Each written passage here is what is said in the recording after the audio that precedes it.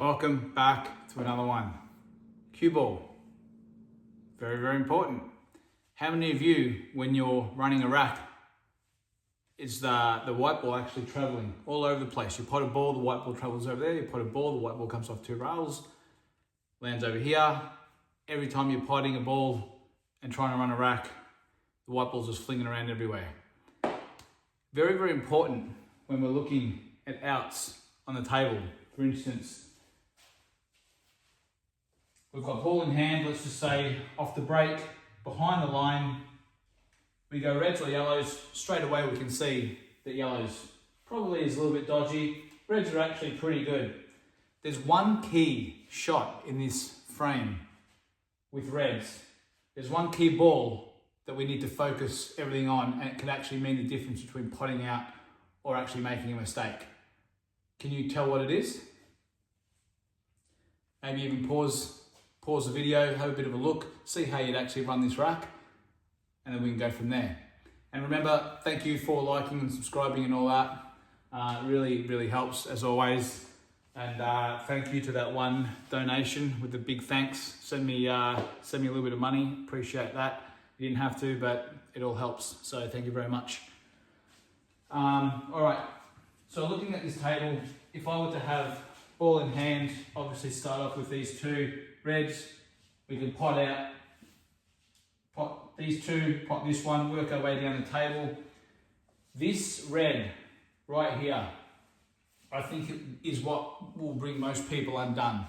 So I can run racks and whatever and show you how to do that, but it's this video I think is going to be very important. So hopefully you're not skipping through it and you're actually listening to what I'm saying.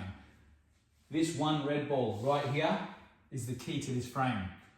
Most players, I reckon, try and pot out reds up here, pot these reds, and then the problem is when they get to down here to knock this ball in, if they pot this one and pot this one, or even pot this one later on, pot these, pot this, pot this, pot this, or come around from this way, and they leave this one to last, they're going to knock this in and try and come across this way for the 8 ball in the centre. They could actually glance this and going off. They could go straight and off. They could hit that and stop there.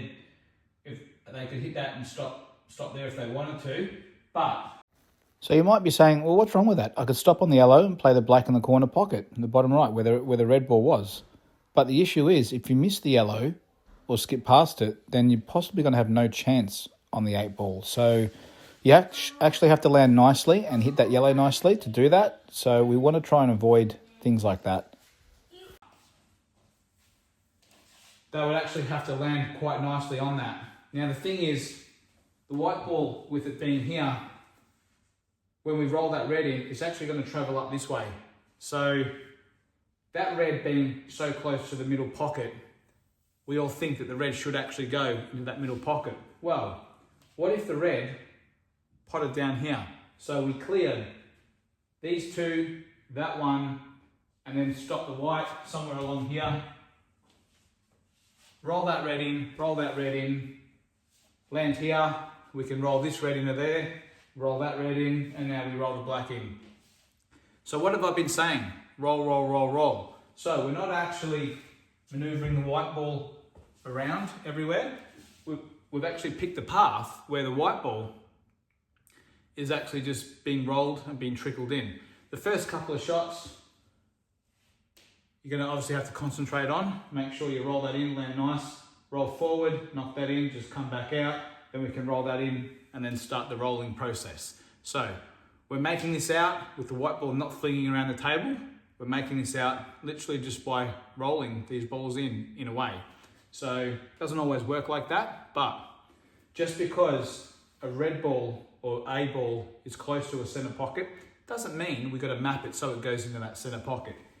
If we land here, that's great. If we land here, that's great. You can knock it in up there or here. It doesn't have to go into this pocket. So let's start making this out and we'll see how we go.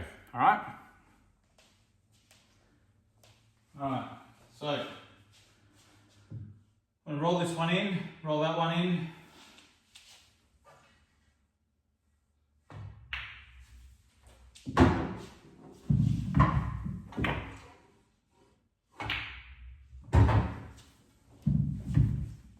just want to be straight, fairly straight.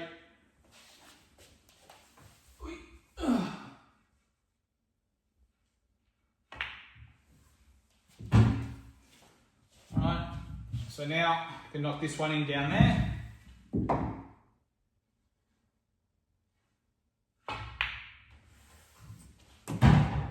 And then we can roll this one in. I landed a bit straight on that one, but that's fine, we can get over there. Alright, roll that one in. We can just roll this one in or soft stone it. And then we can roll this one in. So you can see how I've literally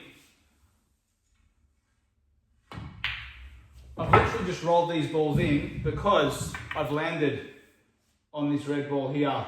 Now I could have landed on that nicer, could have landed on this a bit nicer, but all I did was just roll them all in. So remember, if you have a ball that's close to a center pocket, doesn't mean it actually has to go in the center pocket. Even a ball down here doesn't have to go in this pocket. If we can map it out, so we land here, or land here, and knock it in another pocket, and if it makes the map easier, then so be it. Anyway, hope you really enjoyed this. Tell me what you think, and hopefully you can actually apply some of this into your next game. Enjoy, see you on the next one.